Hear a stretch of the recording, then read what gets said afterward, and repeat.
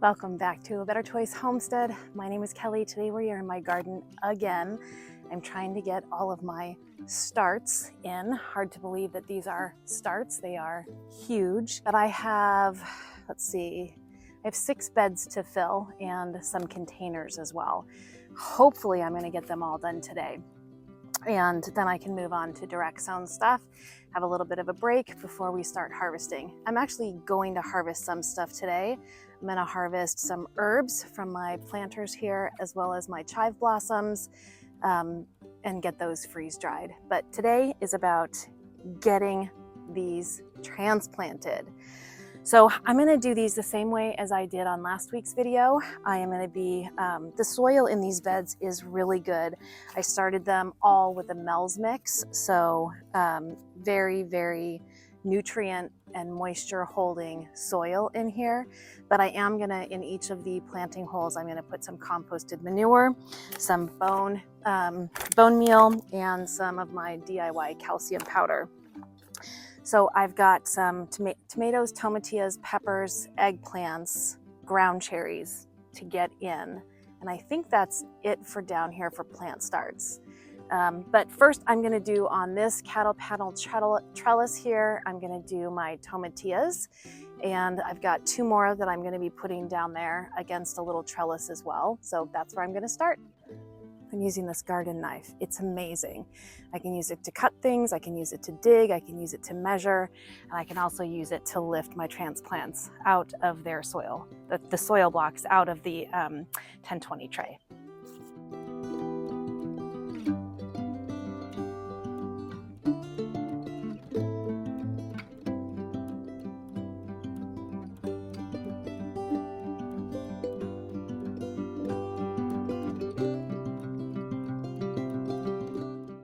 Oh, and I have more basils to do as well.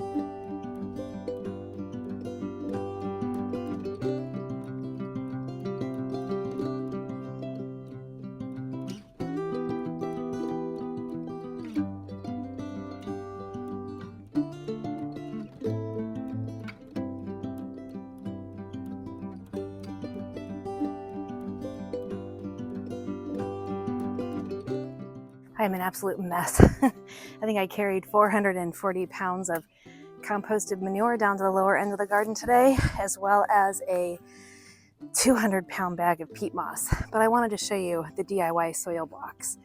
Look at the size of this thing. These roots are so healthy. Nothing got root bound. Little shock, but they'll come back. It'll be fine. Super pleased with this.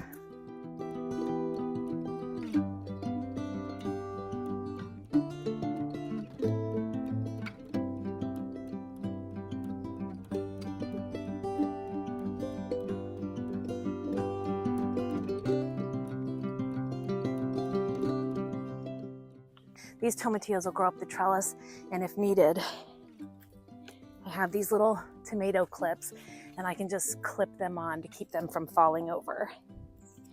So I'm gonna grab some basil and put them in between. No special amendments needed for those.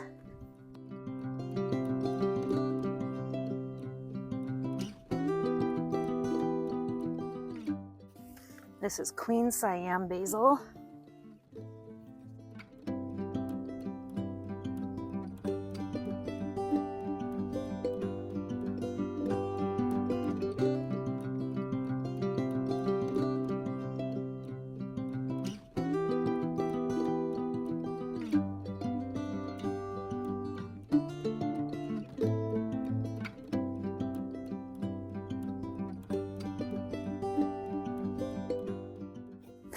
And in front of these, I still have room to plant some bush green beans. In this front corner right here, I'm gonna go ahead and put a zucchini, and I'm gonna put it in a tomato cage, and I'm gonna wrap that with tulle because my garden gets infested with cucumber beetles. So I actually picked these up at the store today. I will start some from seed as well. I just have to keep these going because they just get eaten. So I'm gonna separate these. I think there's 3 in here, and we'll do 1 per cage. And to separate these, I am just going to hold 1 plant firmly, hold 2 plants firmly, and I'm gonna peel off the 1.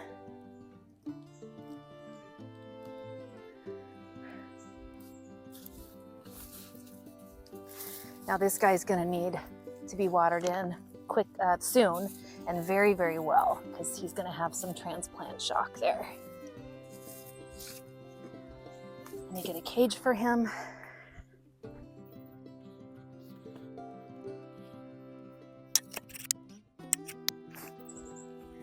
And I probably won't do it on today's video, but I'll cover this and just wrap it in tulle, and I'll just secure the tulle to the pegs so that the cucumber beetles can't get in there. I'm gonna do the same with these 2 going down the beds. I'm also gonna put some peppers in here and then some eggplants as well. I have 1 Lisa pepper, L-E-S-Y-A. It's my first time growing this variety, and I only had 1 germinate, so I will take it. These peppers are looking a little sad because they've been dying to get transplanted for probably a couple of weeks now. But this is when we normally do it because we're pretty sure we're past our frost date at this point. Not always though. I live in central New York, and you can have snow past Memorial Day, although it hasn't happened in a long time. We should be good.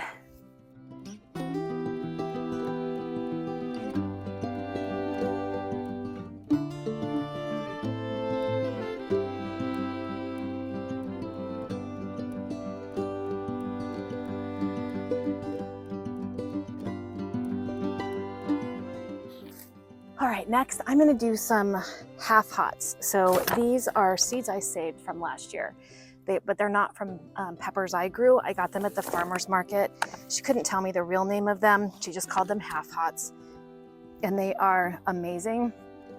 They're big, almost like a bell, and they go from light yellow to orange to red, and they are hot, but they're sweet hot. They're absolutely delicious. And what I did with those last year, I think I got 1.5 bushels of them. I canned them as marinated peppers. I used the ball book. I was surprised you could do an oil-based canning, but you can. It was in the ball book, and oh, they are to die for. I don't know if these are going to be true peppers, true to what I had last year, but I am super excited to see what I get from them.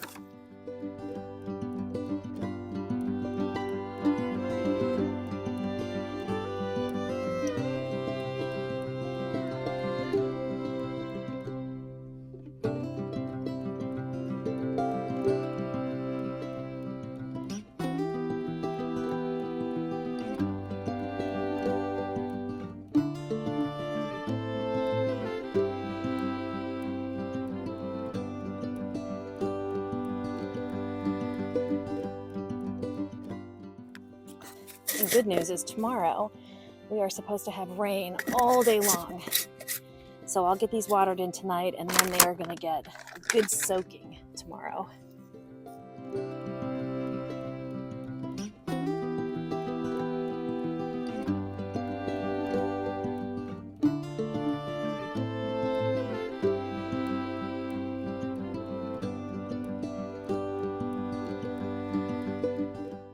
All right, I'm going to grab some eggplants for right here.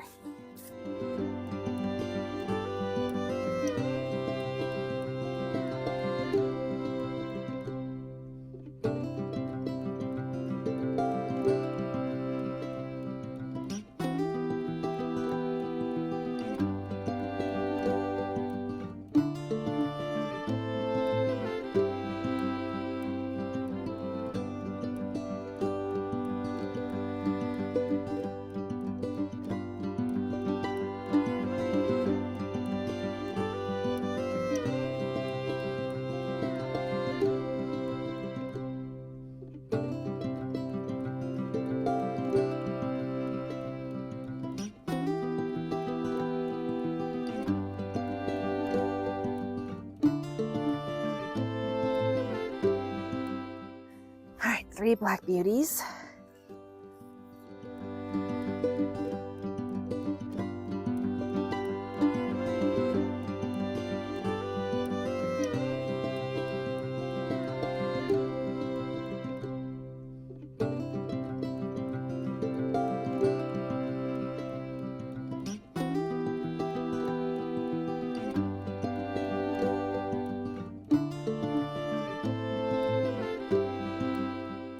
These next 2 beds, I'm actually gonna do my paste tomatoes. Okay, I got the last 2 tomatillas in. They're clipped up to that little cattle panel trellis. This bed looks great. I've got 3 Rosita eggplants in there, the zucchini, some mystery peppers, and then some tomatoes. The N3 are the paste tomatoes, and then I have 2 slicers there. This bed has a lot of onions in it. It has the little zucchini that I just planted.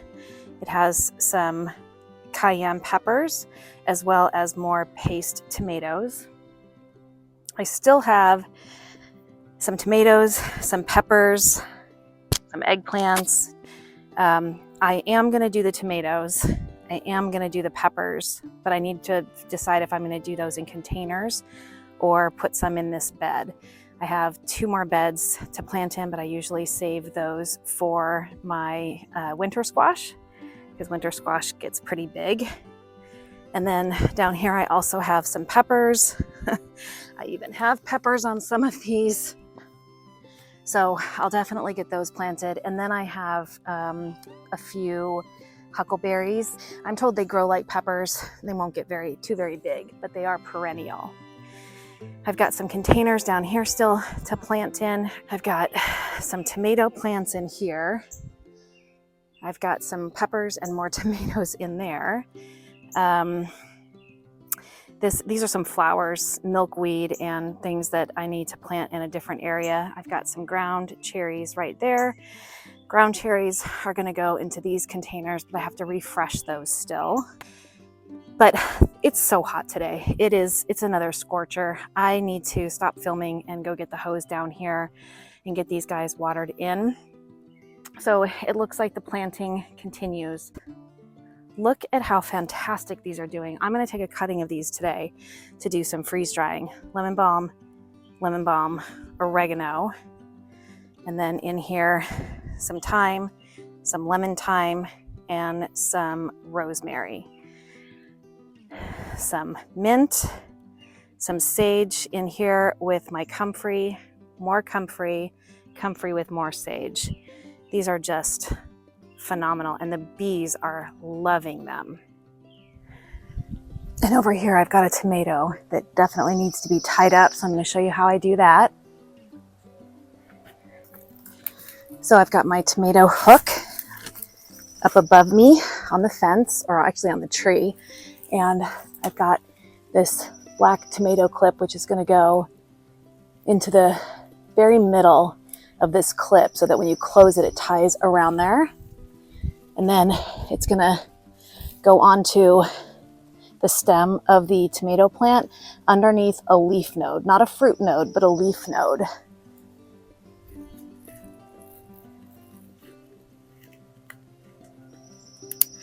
And there we go, he's up.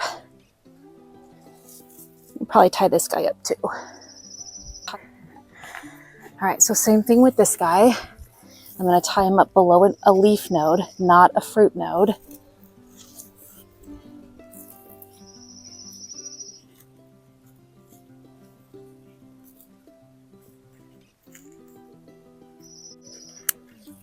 There we go. Now this guy is up too.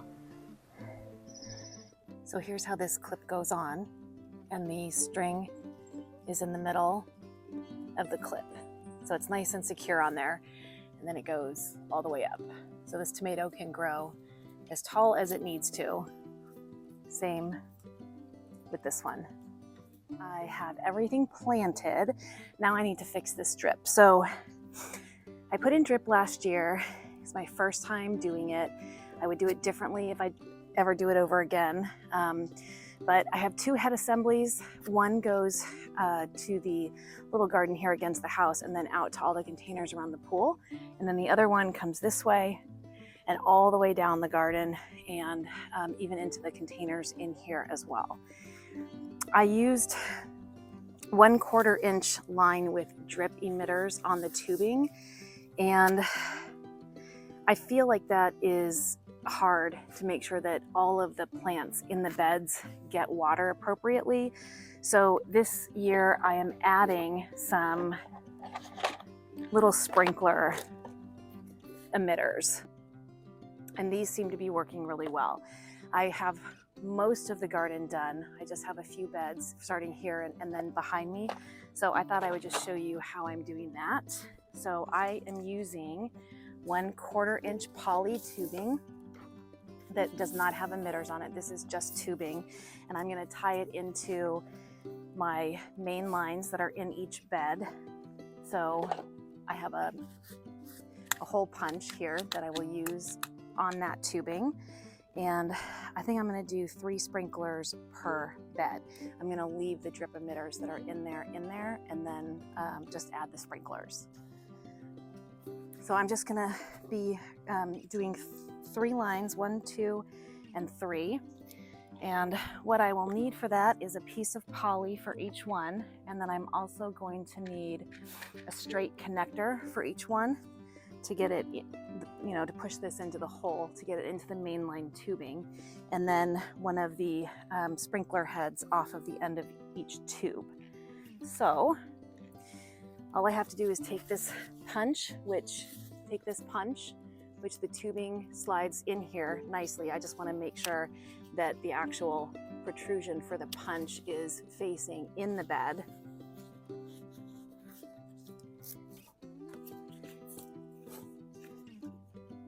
So I just kind of shove the tube into the hole, or into the cradle for it, and then just punch a hole. And now that I have a hole in there, I can take one of these straight line connectors and put it into that hole.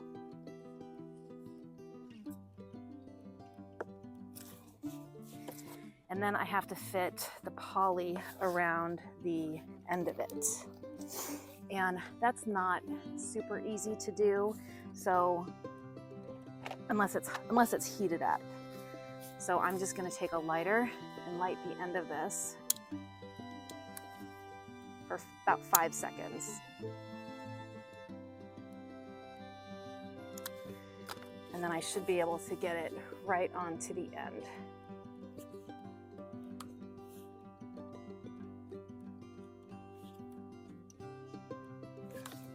And there we go. So now I just need to figure out where I want the sprinkler to end, and I think I'm going to put it right about here. So that's where I'm going to cut this tube.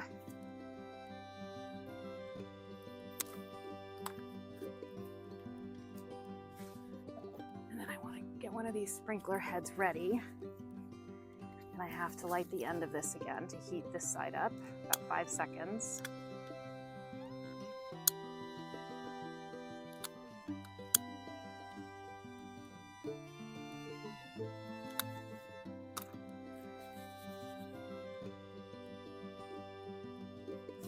And there we go. And now this is on the end of the poly tube, and I can just put that all the way into the ground. 2 more for this bed.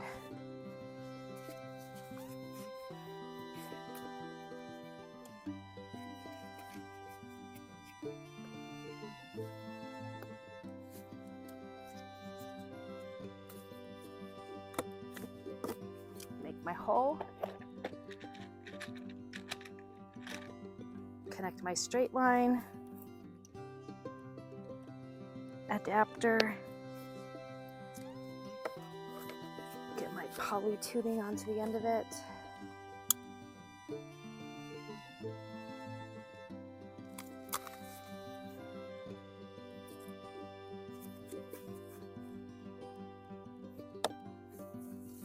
measure it out.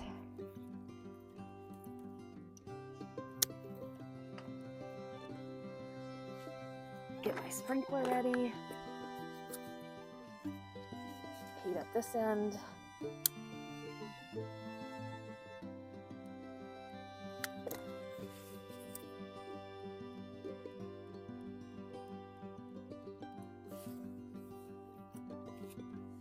And stick him in. And now just one more down on the end. All right, I'm gonna do another punch up here.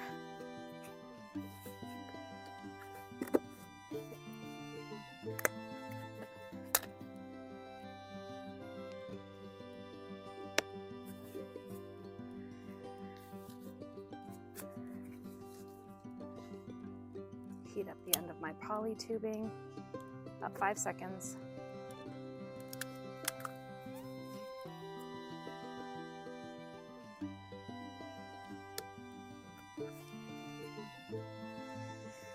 Measure out where I want it to land.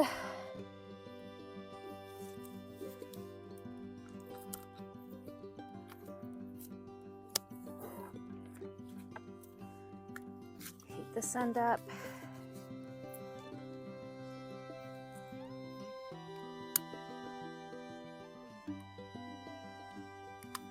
Again, that's about 5 seconds.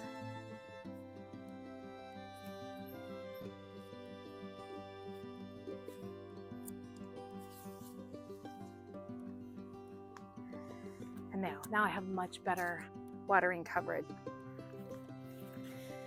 All right, giving you a close-up. So here is my sprinkler emitter. It's got a nice long stem to push down into the bed to really anchor it in there. Here's the end of my 1/4" poly. The other end of this is already connected to the main line. So I'm just gonna heat this up for about 5 seconds or so. You don't wanna overheat it because it'll get mushy and it'll be even harder to push this on correctly. But if it's heated up for about 5 seconds, it goes on there quite well. The drip is done. Whew. This is a hot day, long day. So I'm gonna go ahead and turn the water on and let's check out how those new sprinklers work in the beds. Well, it's not doing exactly what I expected it to do. I have these in my containers around the pool and they actually work like really good sprinklers. Problem is I just have so many beds on this side of the yard running off of one hose. I do have shut-off valves to the bed, so I had to turn off half the beds just to get this much out of it.